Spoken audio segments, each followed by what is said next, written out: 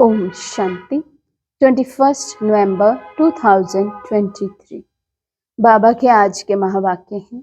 बाबा समझाते मीठे बच्चे, सेकंड में मुक्ति और जीवन मुक्ति प्राप्त करने के लिए मन मना भव, मध्याजी भव। बाप को यथार्थ पहचान कर याद करो और सबको बाप का परिचय दो। प्रश्न है, किस नशे के आधार पर ही तुम बाप का शो कर सकते हो? बाबा समझाते, नशा हो कि हम अभी भगवान के बच्चे बने हैं, वे हमें पढ़ा रहे हैं, हमें ही सब मनुष्य मात्र को सच्चा रास्ता बताना है। हम अभी संगम युग पर हैं, हमें अपने रॉयल चलन से बाप का नाम बाला करना है। बाप और श्री कृष्ण की महिमा सबको सुनानी है। गीत है, आने वाले कल की तुम तकदीर हो। ओम शांति। ये गीत तो गाया हुआ है स्वतंत्रता सेनानियों के। बाकी दुनिया की तकदीर किसको कहा जाता है, ये भारतवासी नहीं जानते हैं। सारी दुनिया का प्रश्न है। सारी दुनिया की तकदीर बदल हेल से हेवन बनाने वाला कोई मनुष्य हो नहीं सकता। ये महिमा किसी मनुष्य की नहीं है। अगर श्री कृष्ण के लिए कहें तो उनको गाली कोई दे ना सके। मनुष्य ये भी नहीं समझते कि श्री कृष्ण ने चौथ का चंद्रमा कैसे देखा जो कलंक लगा। कलंक वास्तव में ना श्री कृष्ण को लगते हैं, ना गीता के भगवान को लगते हैं। कलंक लगते हैं ब्रह्मा को। श्री कृष्ण को कलंक लगाए भी हैं तो भगाने के। शिव बाबा का तो किसी को भी पता नहीं है। ईश्वर के पिछाड़ी भागे हैं जरूर, परंतु ईश्वर को तो गाली खा ना सके। ना ईश्वर को ना श्री कृष्ण को गाली दे सकते। दोनों की महिमा जबरदस्त है। श्री कृष्ण की भी महिमा नंबर 1 है। लक्ष्मी नारायण की इतनी महिमा नहीं है क्योंकि वे शादीशुदा हैं। श्री कृष्ण तो कुमार हैं, इसलिए उनकी महिमा ज्यादा है। भल श्री लक्ष्मी नारायण की महिमा भी ऐसे ही गाएंगे। 16 कला संपूर्ण संपूर्ण विकारी। श्री कृष्ण को तो फिर द्वापर में दिखाया है। समझते हैं ये महिमा परंपरा से चली आई है। इन सब बातों को भी तुम बच्चे जानते हो। ये तो ईश्वरीय नॉलेज है। ईश्वर ने ही राम राज्य स्थापन किया है। राम राज्य को मनुष्य समझते नहीं हैं। बाप ही आकर इन सब की समझ देते हैं। सारा मदार है गीता पर। गीता में ही रॉन्ग लिख दिया है। कौरव और पांडवों की लड़ाई तो लगी ही नहीं, तो अर्जुन की बात ही नहीं। ये तो बाप बैठ पाठशाला में पढ़ाते हैं। पाठशाला युद्ध के मैदान में थोड़ी होगी। हाँ, ये माया रावण से युद्ध है, उन पर जीत पानी है। माया जीते जगत जीत बनना है, परंतु इन बातों को जरा भी समझ नहीं सकते। ड्रामा में नोंद ही ऐसी है। उन्हों को पिछाड़ी में आकर समझना है और तुम बच्चे ही समझा सकते हो। भीष्म पितामह आदि को हिंसक बाण आदि मारने की बात ही नहीं है। शास्त्रों में तो बहुत ही बातें लिख दी हैं। माताओं को उनके पास जाकर टाइम लेना चाहिए। बोलो, हम आपसे इस संबंध में बात करना चाहते हैं। ये गीता तो भगवान ने गाई है, भगवान की महिमा है। श्री कृष्ण तो अलग है। हमको तो इस बात में संशय आता है। रुद्र भगवानुवाच, उनका ये रुद्र ज्ञान यज्ञ है। ये निराकार परम पिता परमात्मा का ज्ञान यज्ञ है। मनुष्य फिर कहते श्री कृष्ण भगवानुवाच। भगवान तो वास्तव में एक को ही कहते हैं। उनकी फिर महिमा लिखनी चाहिए। श्री कृष्ण की महिमा ये है। अब दोनों में गीता का भगवान कौन है? गीता में लिखा हुआ है सहज राजयोग। बाप कहते हैं कि बेहद का संन्यास करो, देह सहित देह के सर्व संबंध छोड़ अपने को आत्मा समझो, मन मना भव मद्याजी भव। बाप समझाते तो बहुत अच्छी रीति से हैं। गीता में है श्रीमद् भगवान उवाच, श्री अर्थार्थ श्रेष्ठ तो परम पिता परमात्मा शिव को ही कहेंगे। श्री कृष्ण तो दैवी गुण वाला मनुष्य है। गीता का भगवान तो शिव है जिसने राजयोग सिखाया है। बरोबर पिछाड़ी में सब धर्म विनाश हो, एक धर्म की स्थापना हुई है। सतयुग में एक ही आदि सनातन देवी देवता धर्म था। वे श्री कृष्ण ने नहीं परंतु भगवान ने स्थापन किया। उनकी महिमा ये है। उनको तमेव माता च पिता तमेव कहा जाता है। श्री कृष्ण को तो नहीं कहेंगे, तुम्हें सत्य बाप का परिचय देना है। तुम समझा सकते हो कि भगवान ही लिबरेटर और गाइड हैं जो सबको ले जाते हैं। मच्छरों सदृश्य सबको ले जाना ये तो शिव का काम है। सुप्रीम अक्षर भी बड़ा अच्छा है।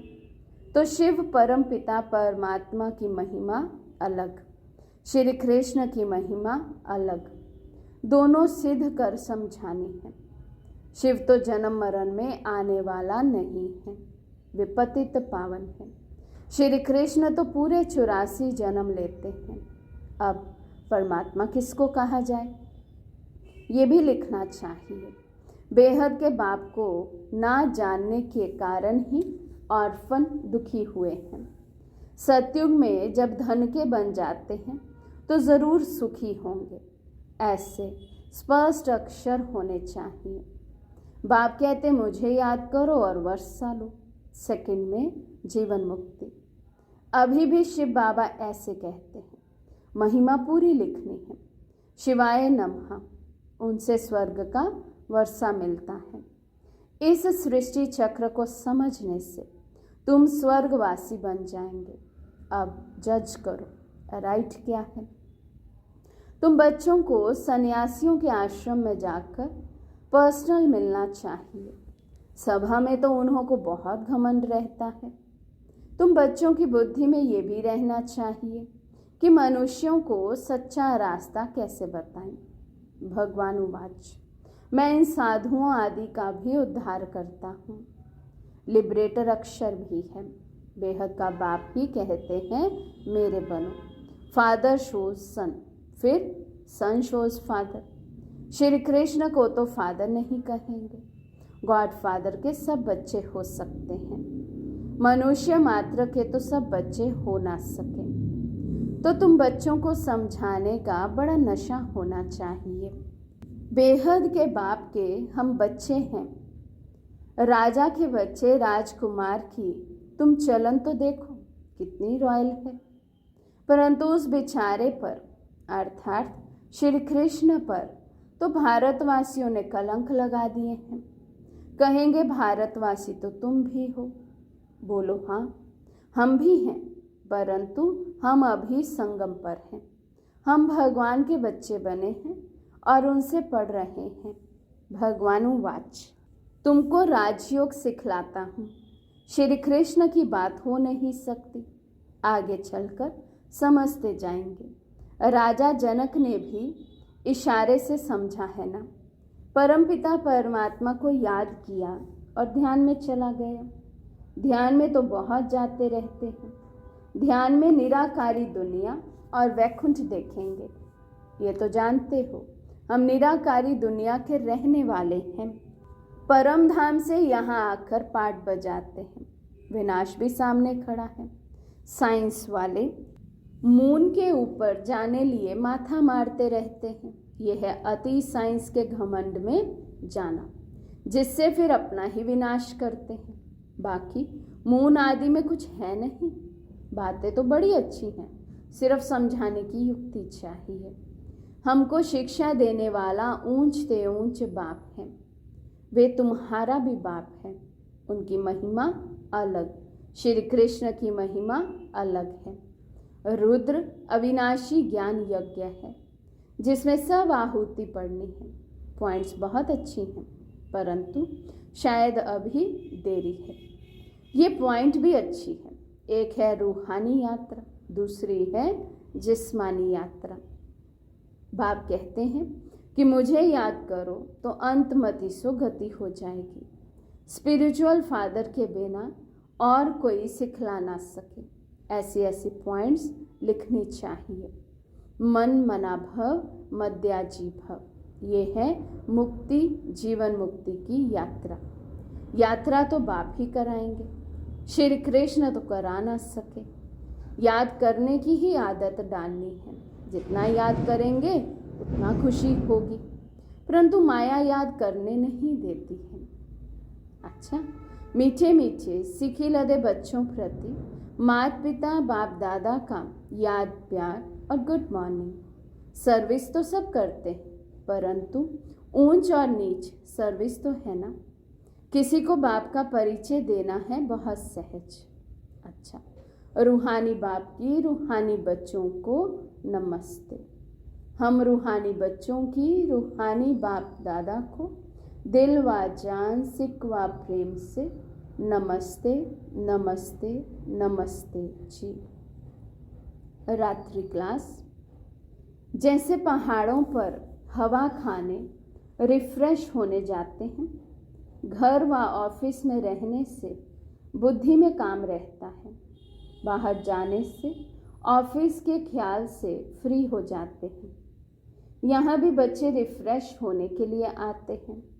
आधा कल्प भक्ति करते करते थक गए हैं।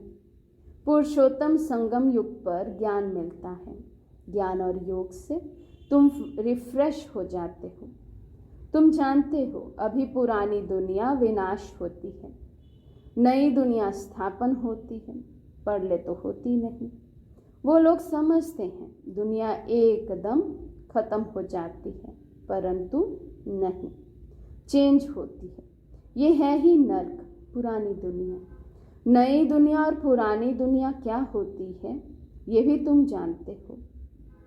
तुमको डिटेल में समझाया गया है। तुम्हारी बुद्धि में विस्तार है, सो भी नंबरवार पुरुषार्थ अनुसार। समझाने में भी बहुत रिफाइननेस चाहिए।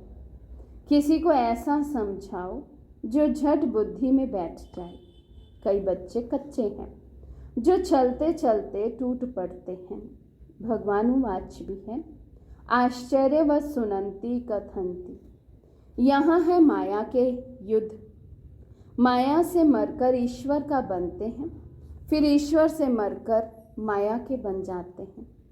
एडॉप्ट हो फिर फारगति दे देते हैं।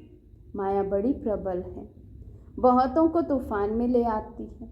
बच्चे भी समझते हैं हार जीत होती है, ये खेल ही हार जीत का है। 5 विकारों से हारे हैं, अभी तुम जीतने का पुरुषार्थ करते हो। आखिरी जीत तुम्हारी है। जब बाप के बने हो तो पक्का बनना चाहिए। तुम देखते हो माया कितने टेम्पटेशन देती है। कई बार ध्यान दीदार में जाने से भी खेल खल्लास हो जाता है। तुम बच्चों की बुद्धि में है।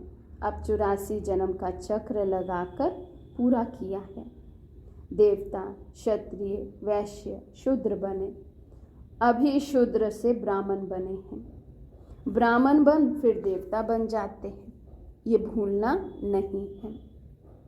अगर ये भी भूलते हो तो पांव पीछे हट जाते हैं, फिर दुनियावी बातों में बुद्धि लग जाती है। मुरली आदि भी याद नहीं रहती।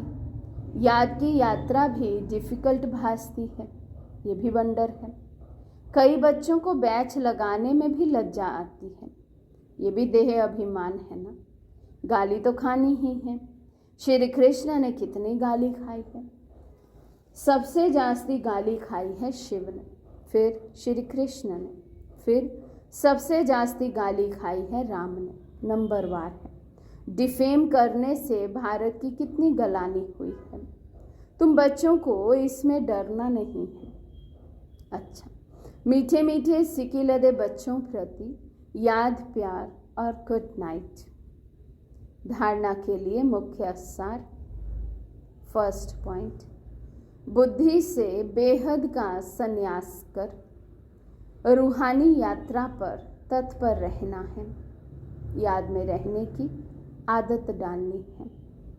सेकंड पॉइंट, फादर शोज सन, सन शोज फादर। सभी को बाप का सत्य परिचय देना है। सेकंड में जीवन मुक्ति का रास्ता बताना है। आज का वरदान है, मनसा और वाचा के मेल द्वारा जादू मंत्र करने वाले नवीनता और विशेषता संपन्न भव। मनसा और वाचा के मेल द्वारा जादू मंत्र करने वाले नवीनता और विशेषता संपन्न भव। मनसा और वाचा दोनों का मिलन जादू मंत्र का काम करता है। इससे संगठन की छोटी छोटी बातें ऐसे समाप्त हो जाएंगी जो आप सोचेंगे कि ये तो जादू हो गया। मनसा शुभ भावना व शुभ दुआएं देने में बिजी हो तो मन की हलचल समाप्त हो जाएगी। पुरुषार्थ से कभी दिल शिकस्त नहीं होंगे।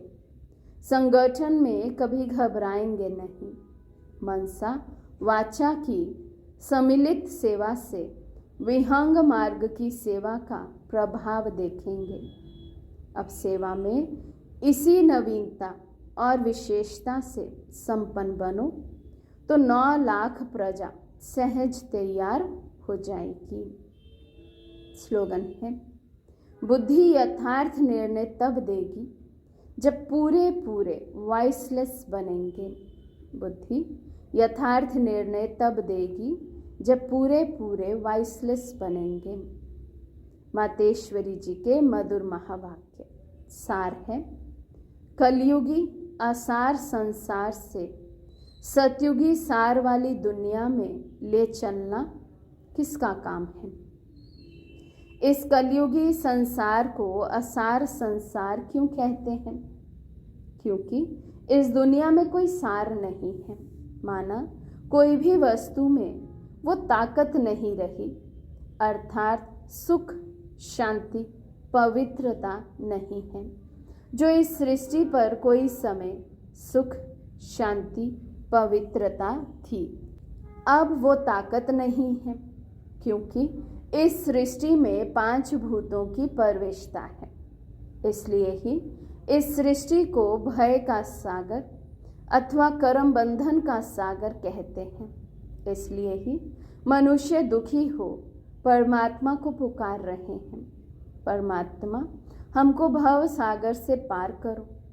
इससे सिद्ध है कि जरूर कोई अभय अर्थात निर्भयता का भी संसार है जिसमें चलना चाहते हैं। इसलिए इस संसार को पाप का सागर कहते हैं, जिससे पार कर पुण्य आत्मा वाली दुनिया में चलना चाहते हैं। तो दुनियाएं 2 हैं, एक सतयुगी सार वाली दुनिया, दूसरी है कलयुगी असार की दुनिया। दोनों दुनियाएं इस सृष्टि पर होती हैं। अच्छा, ओम शांति।